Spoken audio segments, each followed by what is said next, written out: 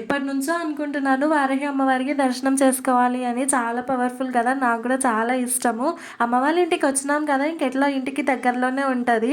ఇంతకుముందు అమ్మ గుడికి వెళ్ళినప్పుడు మంచి జరిగితే వడిబియ్యం పోస్తా అని మొక్కుకుందంట. నెలలోపు కొంచెం మంచిగా అనిపించింది కదా అని ఇంకా మేము ఎట్లా వచ్చినాం కదా అని వడిబియ్యం పోస్తుంది అమ్మవారికి.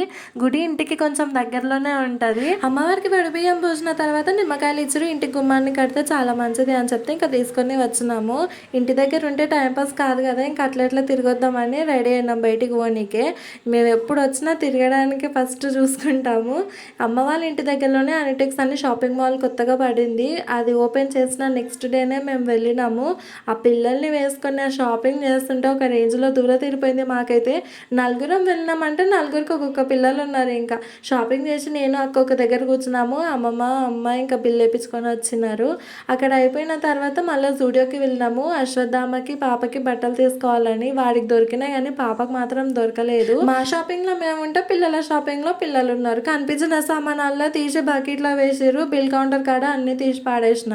అన్ని సరుకుల కంటే జూడియోలో జీలకర్రనే కొంచెం రేట్ తక్కువ ఉంటుంది కదా, మేము వచ్చినప్పుడల్లా 1 kgకి ఎక్కువనే తీసుకొని వెళ్తాము. నాకు ఇష్టమైన సోప్ అప్పుడు బై 1 get 1 ఆఫర్ ఉంటే అది కూడా తీసుకొని పోయినాము.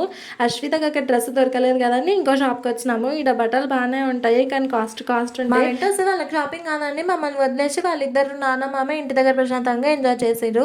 తెల్లారితో బోనాలు కదా అని అమ్మమ్మకి కోన్ పెట్టింది.